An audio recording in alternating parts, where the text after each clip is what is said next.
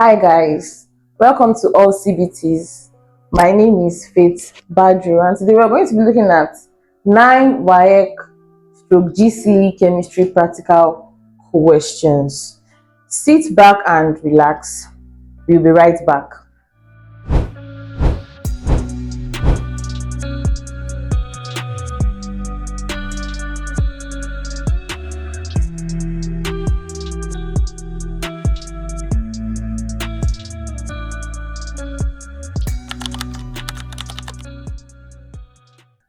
Welcome back.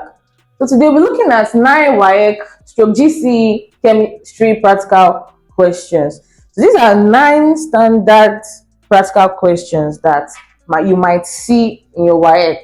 In fact, you will see in WAEC and you also see in your GCE.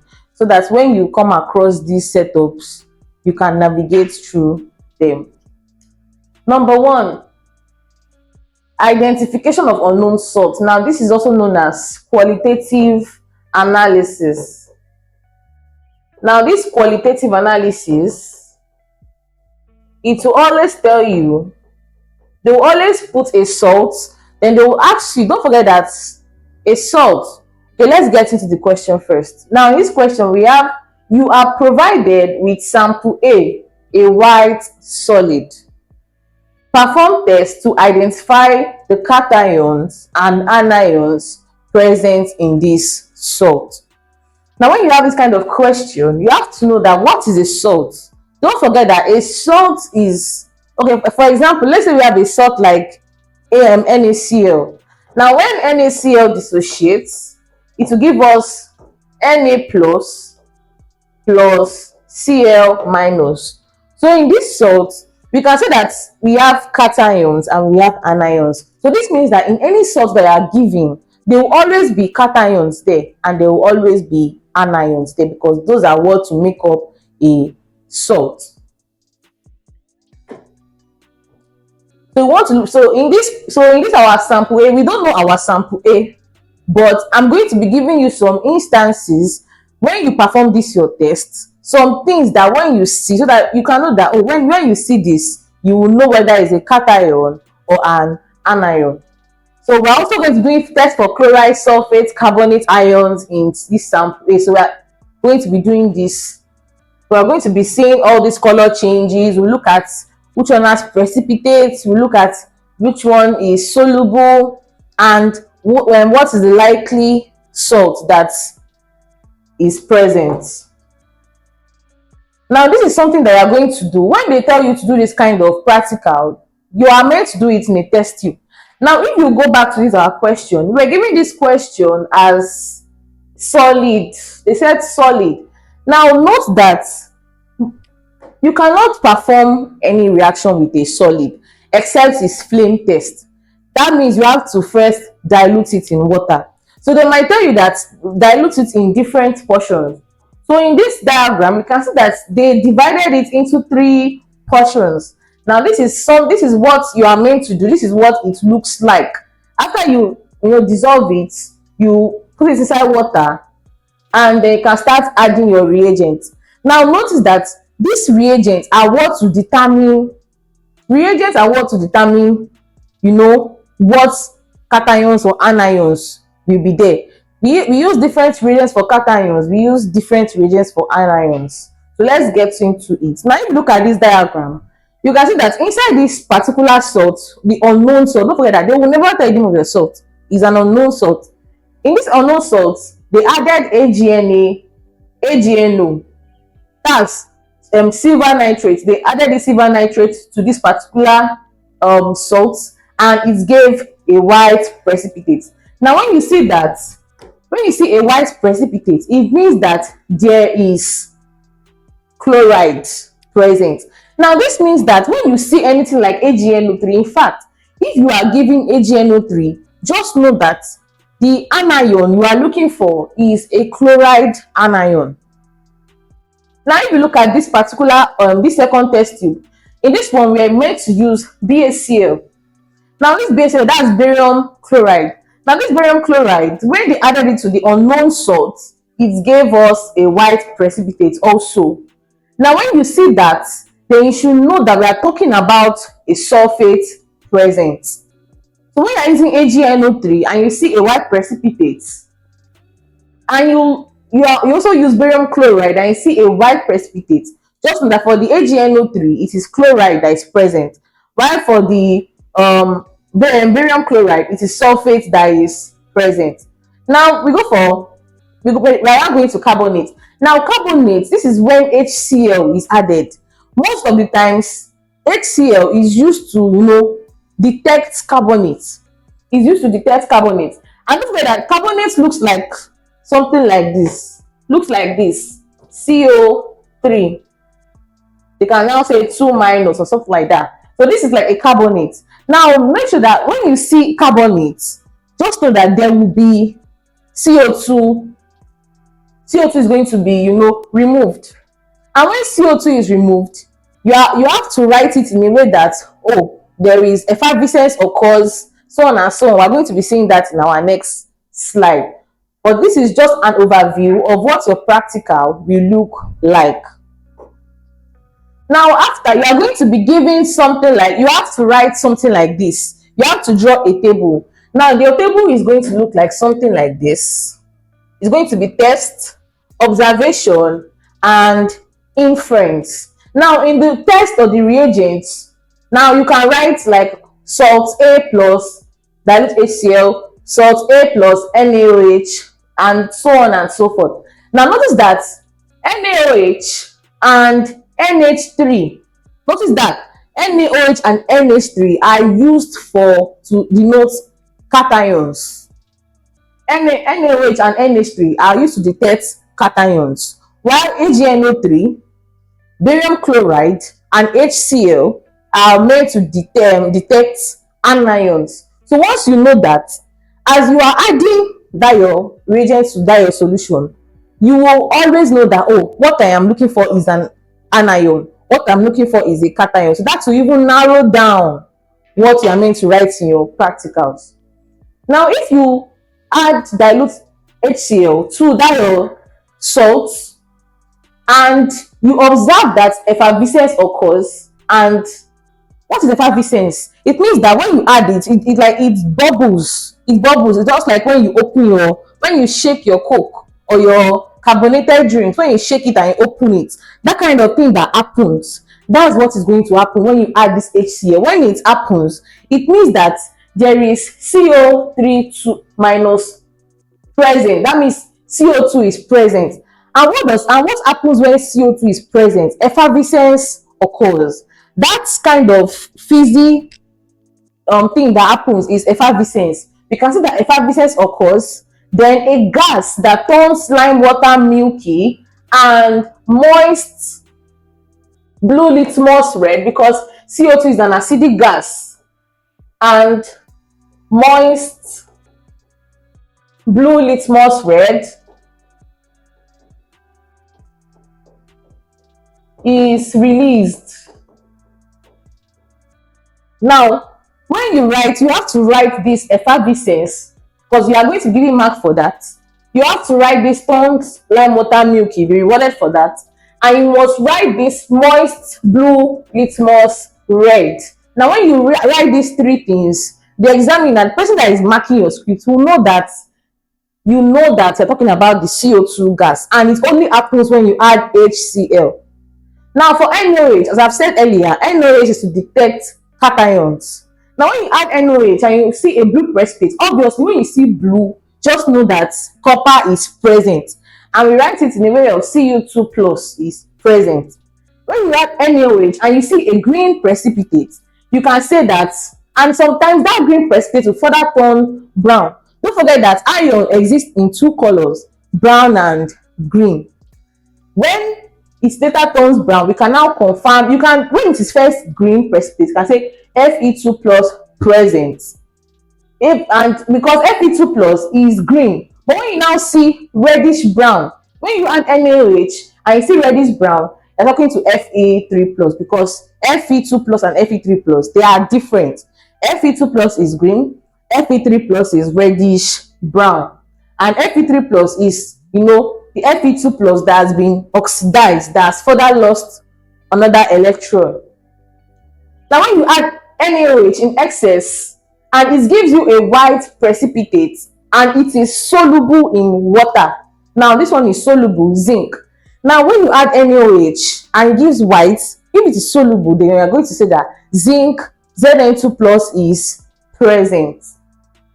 Now NH3, which is also for cations, when you add NH3 in few, they can tell you add it in few drops and it's in, and they'll tell you that add in excess, then write your observations.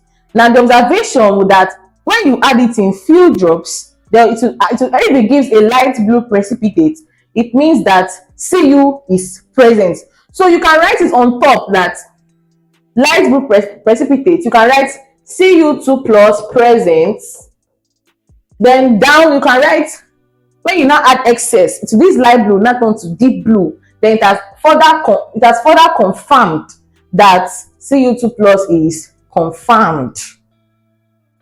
Now when you add NH3 in excess, it's going to give us white precipitate and it's going to, if it is soluble, it's also Zn2 plus. Don't forget that when it is soluble, we're talking about Zn2 plus.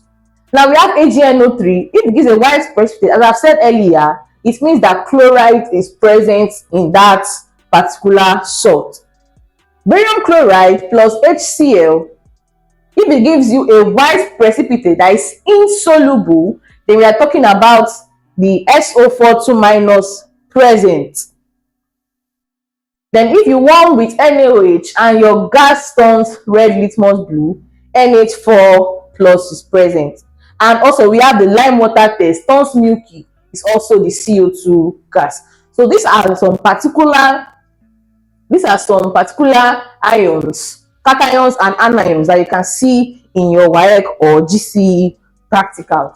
Just know that when you're talking about NaOH and NH3, we are detecting cations. Just know, because the main thing you have to know the reagents that you are using in these particular practicals. Okay, so let's move to the next question. Now this one is the famous acid base titration. Now this one, it comes out every year. It comes out every year. Now this question says that 25.0 centimeter cube of HCl was titrated with NaOH using the methyl orange. Record your readings and calculate the concentration of the acid. Now the first thing that we are going to do here is, now this is what this setup is going to look like. Your setup will look like something like this.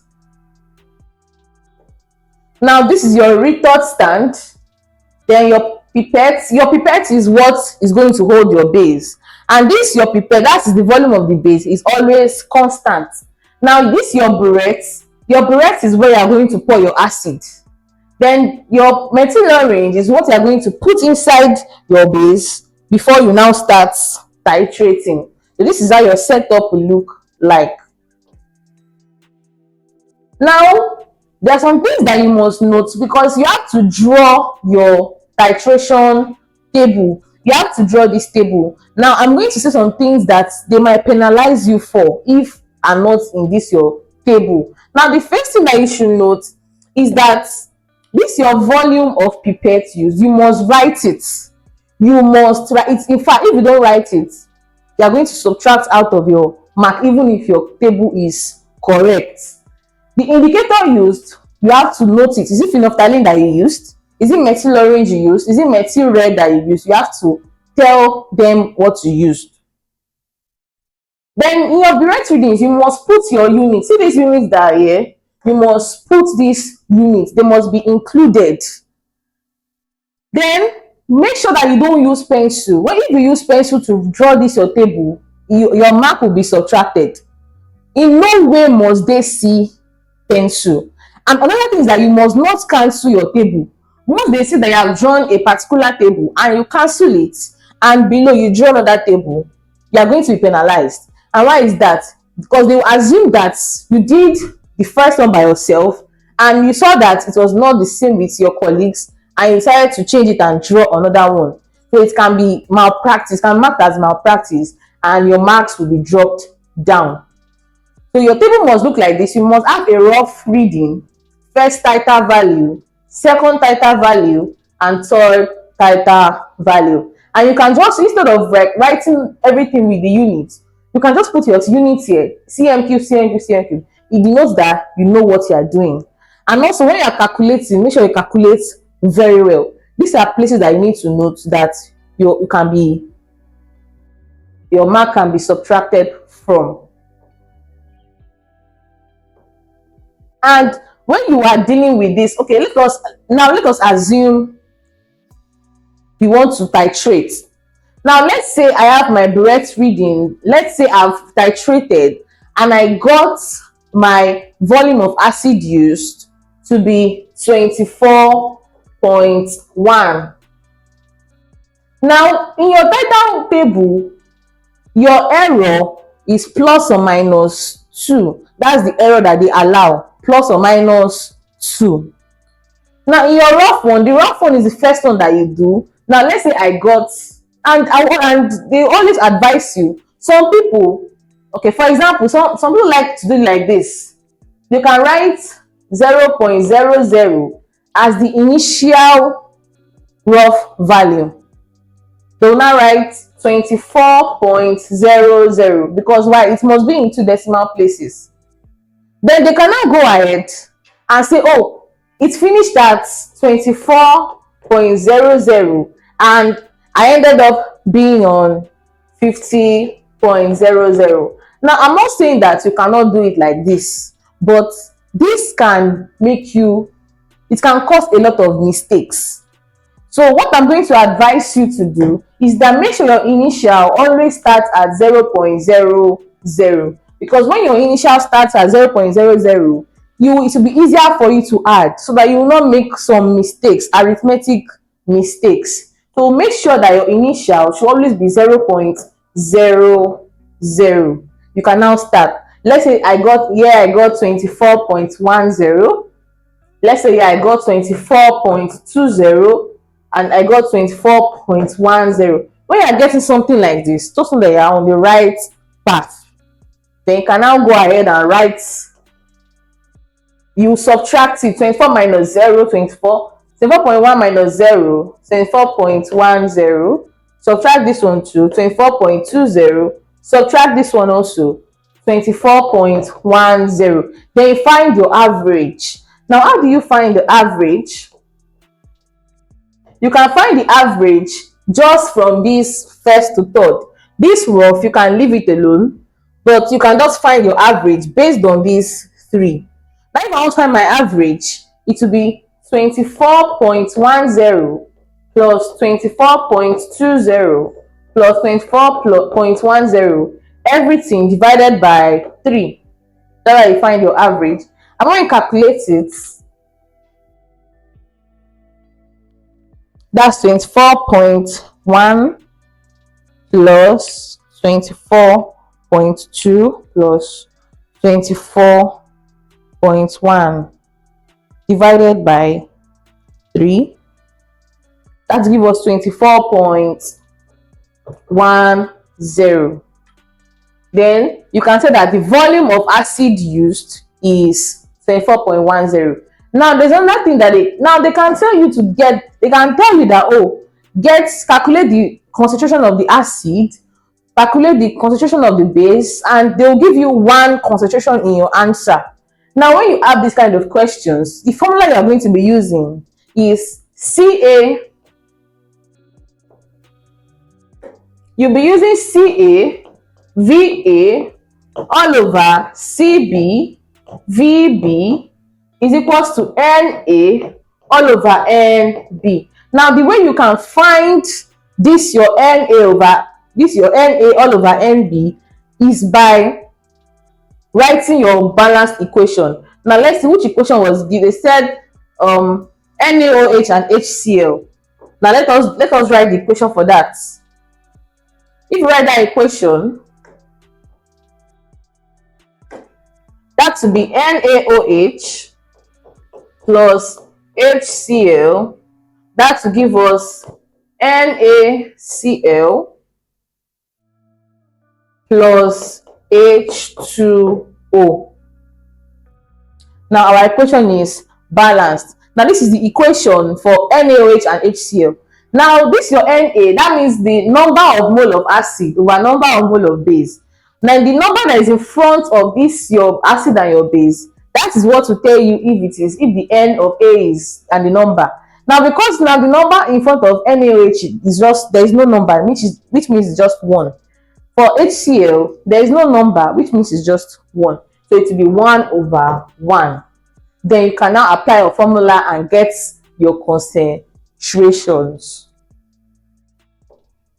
Hi, I'm sure you enjoyed the video you just watched. To see more content as that, preparing you for your upcoming exam, make sure to smash the subscribe button and turn on notification. Also, remember that you can use the comment section to send us your questions or your inquiries, and we are happy to take them. I'll see you in the next video. Bye.